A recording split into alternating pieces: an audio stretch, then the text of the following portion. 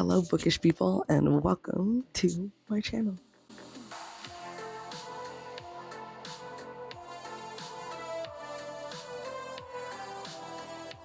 For those of you who do not know me, my name is Jada, also known as Jay's Booktubers. As an introduction before the introduction today, because today I'm doing the newbie Booktube Tag, I wanted to give an introduction to myself because I have been on social media for 3 years, mostly on Instagram. I mostly post a lot about queer books, which I'll talk about a little bit later when I get into the questions. I post silly reels, silly reviews, things like that. So I'm kind of familiar with the social media space, and I really wanted to try out Booktube. And so here I am making my first video, kind of a little bit insane. For those of you who know me, I'm pretty much a yapper and I tend to talk a lot most of the time. And so I feel like YouTube kind of leans towards that a little bit more. Less things that I have to do in terms of editing and more just like yapping and talking and getting to know any of you. So welcome to this channel. Usually I will introduce a video, especially on Instagram. I usually say like, what's up, little moons? And so y'all are also going to be my little moons because that is what it is. For the most part, you'll almost always see me in this little or giant avocado hoodie because it's the most comfy thing in the world, and I live in the PNW and it's usually cold at my house, and so I'm usually wearing this. And I have a galaxy-esque sort of theme to most of my videos or the thumbnails, and so you'll be able to see those. So those are things that are coming with me from Instagram. But now that that intro is over, on to the Booktube Newbie questions. Why did you start this channel? I feel like I have always wanted to do a YouTube channel. I think even when I was thinking about doing my Bookstagram channel, and I was like, I don't know. I'm not entirely sure if I want to do this like right now, if I want to wait on it a little bit. And I think Instagram seemed less intimidating. And so I was like, well, I could just start Instagram, see how it goes. If I decide to do YouTube later, sure, why not? And then as I've done more Instagram and feel more confident and more comfortable filming myself and talking to a camera, I think that I was like, oh, I could do YouTube maybe. I would just have to find some more videos and content to film on YouTube. But other than just, my familiarity with social media, one of the other things that I wanted was to share my love of books. I feel like a lot of the time what happens is that I tend to read a lot of books that are from indie authors, specifically queer indie authors. And so because of that, there's not a lot of platforming for a lot of these books. Most people who know about them are people that I already follow or that usually typically read indie, and a lot of those are like smaller creators on Instagram. And so I want to platform these smaller indie books and bring them to light, and also just platform mostly queer books because that is what I read. I like to read a lot of queer books, and there's some times where I feel like I found some queer booktubers, but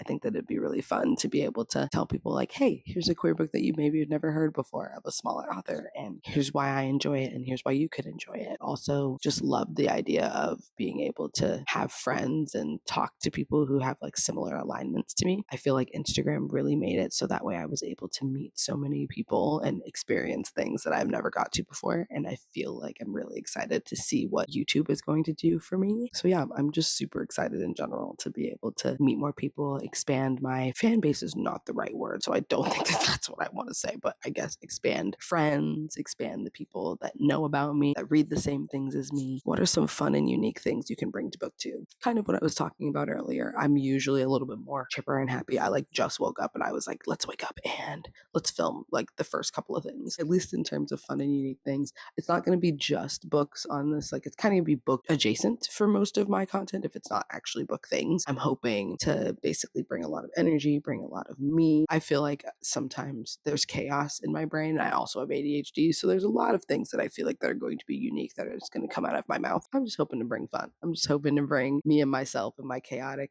self sometime. I think y'all will get a really good glimpse of that soon here in the future. That's what I hope to bring to YouTube, is just my authentic self, the books that I like to read and the smaller indie authors. What are you most excited for about this new channel? I guess I'm excited to sort of expand my content. I feel like on Instagram, you're very limited to the things that you can do, and I guess the things that grant you quote unquote success on Instagram. Like posts are great sometimes, but reels are really where it's at. But then your reel has to be very specific and very catered to your audience. And I feel like on YouTube, you can kind of like branch that out a little bit. Instagram sort of limits you to like a 2 to 3 minute long. And even then the longer tending videos when you're a smaller creator tend to not do as well, which is totally fine with me because I don't really care about viewership. I more just care about about putting myself out there and using my Instagram and now my YouTube as a platform for me and creative space for me to be able to just do fun things outside of my job and my usual personal life. What was the question? Oh, what I'm really excited for is to make different things, do a couple more vlogs of just different things because I like to go out and eat some food and watch some movies and explore the outdoors. And so I feel like I will add a lot of those to my content. Or something that I'm looking forward to that I already have an idea for is that I go and I watch a movie and then I come back and after I review the movie, give a couple of book recommendations for that particular movie, what I think fits the vibe very well. So yeah, I don't know. I feel like that's going to be kind of fun, is kind of adding book things to things like that and just, being able to do something different and not have to edit, I guess, so much, because I don't know if y'all know, editing down a 10-minute, which is usually how long sometimes my reels are, especially when I do the yap sessions. And I really should cut them down, but I don't, or at least I don't cut them down. I just shorten them. To edit a 10-minute video down to 2 minutes or 3 minutes is the most hardest thing in the whole entire world. Especially because I'm okay, only get the really important points. And I'm but I feel like everything is important. So I think it's also nice that YouTube kind of lends towards oh yes, you can take a 10 to 15-minute video and just talk about anything, and that's okay. Maybe I won't like editing it as much, but I really didn't like editing it on Instagram just because I had to shorten it so much. Whereas this one, I feel like I don't have to shorten the content of what I'm saying. So I don't know, maybe I'll like the editing of YouTube more. We'll see. We'll see. Why do you love reading? I love reading for, I think, many people, a couple of different reasons. One of which, especially in the more recent years, since I started reading more queer books, is that I've just seen myself in a lot of these books. I have enjoyed reading queer books, especially ones with BIPOC characters who look like me, who have similar experiences to me. It's really fun to be able to sit in someone else's mind for a little while and be able to understand them, but also relate to them. And I feel like that's always the fun of reading. And I think I also just love reading for the story, for the storytelling. I feel like most things in my life that I really love, I love a good story. Even when it's not off page, I love a good story in a podcast. I love when someone is telling me something about their life and something that happened to them. I just love what a story brings out in a person. And maybe that's the nitty gritty, oh, tell me all the interesting and intricate details of this particular thing and why it's important and what's the potential hidden message or something around it that makes it really intriguing. I just love stories. And I feel like most book readers have a sort of thing that they like to get from books. And most of the time, I just like to read books just for the vibe of it. Some books are probably not entirely best writing or bestsellers, but they're really fun for me to read because they took me out of this moment that I wasn't feeling well in myself, or it made me feel a certain type of way about me and my identity and added some new layer to it, or even it just gave me some really, really good smut. And I was I'm down for that. So yeah, I mean, I love reading because of the way it makes me feel, of the way that stories are crafted, and people are such creative human beings and are able to craft a really good story in a way that's so fun and so interesting. Give me a good story. I'll eat it up. What book or series got you into reading? So this is kind of a long-winded question, I feel because most people, you kind of get into reading at different phases of life. And I was also one of these people. Stopped reading cold turkey in middle school and then picked it back up again when I was in college. When I was in elementary school, the thing that got me started on reading, I think some people might relate to this, at least in the same age bracket as I am, is that I was reading books like The Magic Tree House, Junie B. Jones, and Matilda, those different things that I started reading in elementary school that kind of sparked the little reading storm in my body. And I read a lot when I was in elementary school, actually, to the point where most of my family members were oh my gosh, you're reading so much. You're just such a reader. You read all the time. And I was this is fun. It's a good thing for me. And then I got into middle school and I was reading Hunger Games, Twilight, things of that nature. And I think then dystopian fiction and most of the things that were really popular at that time, especially Twilight, was the thing that really got me into wolf shifters. So I think that was also when I got a Kindle. And my Kindle, I was getting a bunch of free manga. So I was reading a lot of manga, probably some that I shouldn't have been reading. I was also reading a lot of other werewolf series because I think Twilight kind of branched me into liking a lot of werewolf shifters. So I read a couple other free werewolf series and then slowly started downloading them on my Kindle. Other contemporary romances that were very teen. I think I read Hush Hush at one point, but do I remember the plot or the context of that book? No, not at all. But books like that, I feel they were kind of edgy, but very angsty 2013. like 2012, 2013. That was a lot of what I was reading in middle school. And then in high school, I kind of like stopped reading cold turkey a little bit. I think a lot of my friends just weren't reading as much as I wanted to. And so for the beginning, like my freshman year of high school, I was still reading lots of manga. I think I read Slam Dunk at that point, and I read some other yaoi at that point. I was really in high school, I really started getting into anime. And so a lot of the time I wasn't really reading, I was more watching things. So I did read like some Black Butler and some other things that were available at our school library, but I really wasn't reading all that much other than things that were for school. Like I went into a British literature class and I read Taming of the Shrew. Gosh, I cannot think of books that I read in high school. Just know that they were really fun. They were more British classics. Gosh, I'm so mad at myself that I can't remember all of these books. It was great because I think it kind of revitalized my reading a little bit. Not really for classics, but more just the fun of reading because my English teacher was really cool. Kind of made us like discuss and talk about different things. That made English class like a fun book club more than it was like an English class. And then I did like AP literature, which was really like the ones where I read like Huckleberry Finn, 1984, Jane Eyre, Frankenstein. I really love Frankenstein. Frankenstein's like one of my favorite classics. And so high school was a lot of like reading for school more than it was reading for pleasure. And then towards the end of school, I started reading a bit more, but I wasn't really like reading a lot. I had some things on my TBR at that time that I had just like collected from random people, but there wasn't like anything that I was like really, really wanting to read necessarily. And then when I got to college, it was revitalizing reading a little bit more. During school, I was still reading mostly stuff for school. Like we read Gilgamesh, we read like some other little things here and there, mostly just documents and different historical things, which I'm like, whoa, more gross. That's why I don't like historical fiction. During COVID, when I really started diving into books a little bit more, during COVID was also when I started my Instagram page with the goal of wanting to just read more books and revitalize this reading and get back into it. And then I just started finding other books that were literally amazing and that changed my life.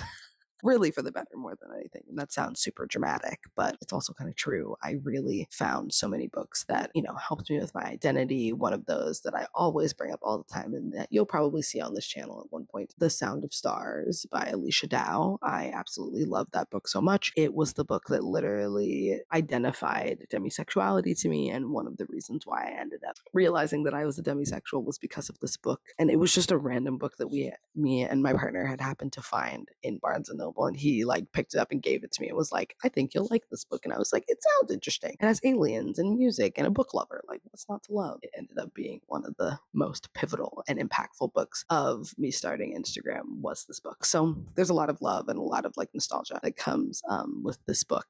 That was when I just started reading a bunch more queer books and a bunch more Black books and books by Black authors, BIPOC books in general, but mainly Black authors, because I didn't really grow up with a lot of that at the time. In like between 2013 and basically when I was in college in 2020, mostly white cis het, didn't really read that much. So to be able to bring in a bunch of different books now I could say that I read a lot more queer books more than anything. Like usually queer, most of the time romance, sometimes sci-fi. When I first started Instagram, my Instagram page was called Paranormal Book Corner, and it was mainly because I loved paranormal books, specifically werewolf books. Like I could do a ghost story here and there, I could do a vampire story, but it was really because of my love for werewolves. And then I slowly like revamped and changed my name to Jay's Bookiverse because of the galaxy theme of my Instagram page. But I still read a lot of queer books mostly, and I'll read a cis het book here and there. It just kind of depends on what it's about. Was that the question? Oh my gosh, this is what happens when I yap too much. Really what got me back into reading was queer romance, specifically The Sound of Stars, Red, White, and Royal Blue, and that also got me back into reading. And then I think I read like Felix Ever After was a good one. So other like queer books that really got me back into reading. What questions would you ask your favorite booktuber? I have a couple of favorites,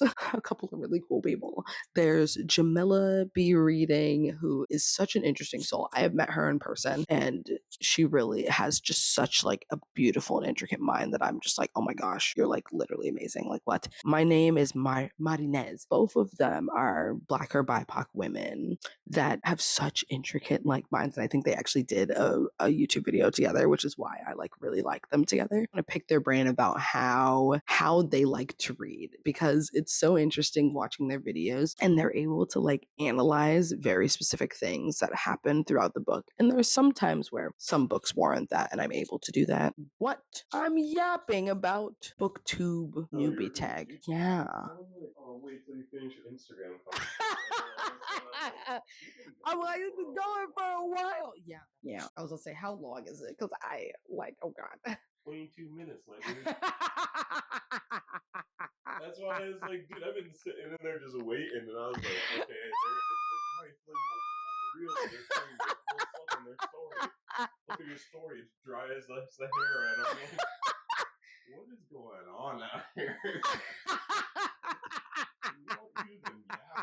Oh my gosh, I forgot what I was saying. Okay, I think I was talking about these two booktubers and how I wanted to ask them how they read, because I read mostly off of vibes. Like there's some times where I'm able to take books and take like different like views or themes out of them. And then there's other times where I'm like, yeah, this was fun. I had a good time. This is great. So I don't know. I think that would be my question. And also just, I don't know, maybe I want to ask them about their life, what their experience are. Because I feel like a lot of booktubers have like this interesting like path to reading that I find super interesting. Comb through the booktube space in order to find some booktubers. But I do have a couple of booktubers that I like. Jamila B Reading, My Name is Mayonnaise, and then Plant-Based Bride, or at least three that I know that I watch like pretty regularly, at least most of their content, especially Plant-Based Bride. I think she's the one who really was kind of like pushed me to do my booktube channel, because I was following her when she was doing most of her book journal, her bullet journaling, and she has the most amazing bullet journals, and also had some like reading stuff along the way. She was also the one that made me read Winter's Orbit, which I also love. I really love her content too. So if you check out any of those three people, make sure you do that. Next question. What challenges do you think starting a booktube channel will be the hardest to overcome? Mostly just going to a new platform and kind of learning how it's going to receive you or receive your content is something that will be really interesting. I guess one of the other things is that I'm just a yapper, and I know that these videos are going to be really long, and I probably need to not make them so long. So we'll see. That might be more of an editing problem for me, or it might not be a problem at all. Who knows? I think that's probably going to be the hardest thing to overcome, is that I just don't know what type of, I know at least some type of content. I know I'm going to have to do some more digging on the type of content that people usually like on BookTube. And there's also this little inkling in me that's even on Instagram where I just want to diverge from the usual and do my own thing.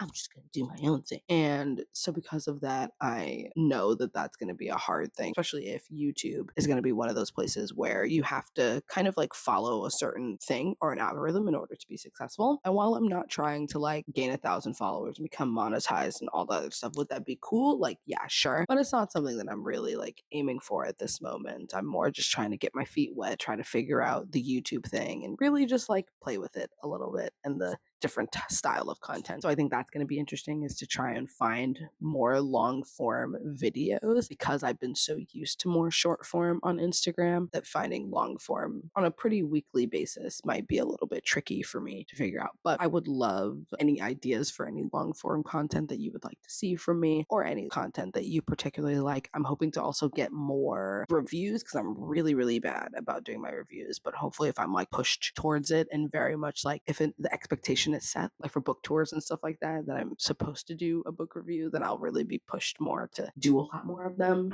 So yeah, those are, I think, the challenges I get to overcome. Where do you read? Well, now that I have this lovely couch, which is probably new to some people because I just got this couch recently, since I moved in my apartment, so I got this couch.